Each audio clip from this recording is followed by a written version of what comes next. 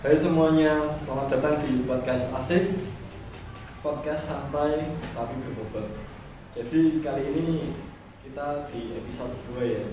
Jadi di episode 2 ini masih membahas seputar public speaking.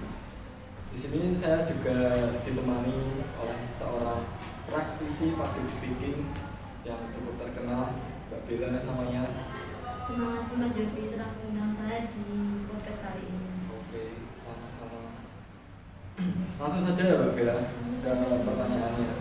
Jadi pertanyaan yang pertama itu apa yang terlintas di benak dan pikiran Mbak Bella saat mendengar kata public speaking?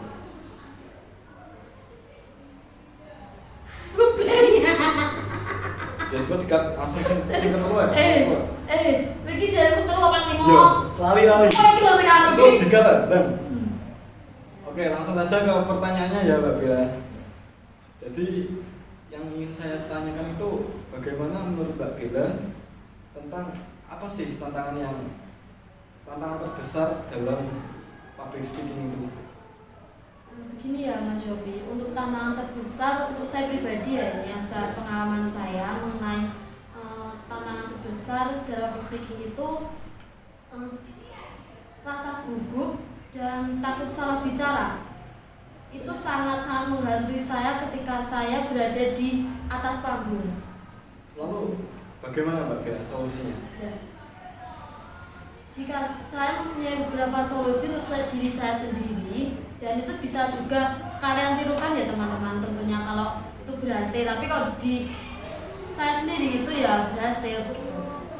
Nah, cara saya untuk mengatasi biar saya tidak merasa gugup atau cara bicara itu saya mencoba untuk merelaksasi diri saya sendiri. Saya mencoba untuk menenangkan diri saya sendiri dan memahami isi teks yang akan saya bicarakan di depan banyak orang itu.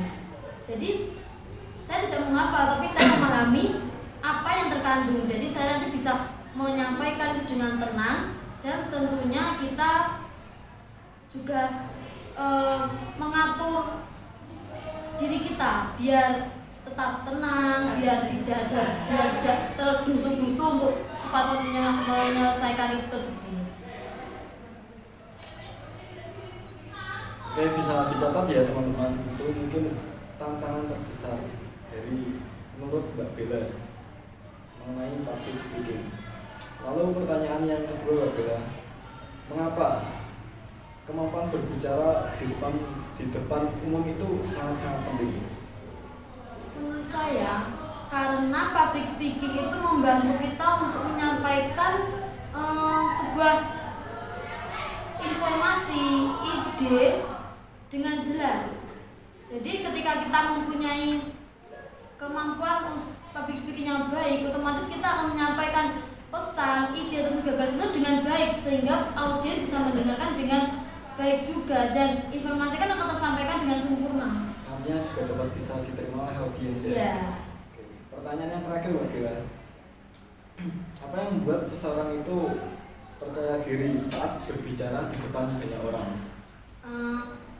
Ada beberapa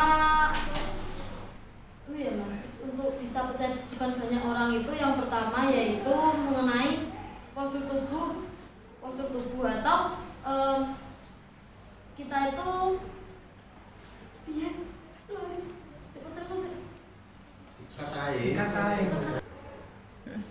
Ayo. Menurut saya yang membuat saya percaya diri di depan banyak orang itu yang pertama postur tubuh saya,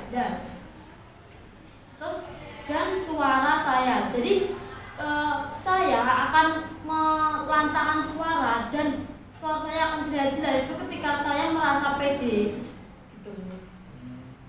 Nah, dan ketika kita tuh harus gini ya Mas, kita menguasai aja panggung itu, kita membuat se-enjoy mungkin, dan sehingga kan kita bisa menyampaikan dengan baik, kita bisa pede di hadapan banyak orang, sehingga rasa grogi itu ketika kita bisa menguasai panggung dengan baik itu bisa meminimalisir grogi kita. mungkin itu bisa dicatat ya teman-teman podcast asik. Terima kasih untuk Mbak Bila berkenan datang ke podcast asik kali ini. Ya Mas Yogi, terima kasih, saya juga telah diundang di sini. Sama-sama. Mungkin sekian podcast asik episode 2 kali ini. Gitu saja. Mungkin bisa saya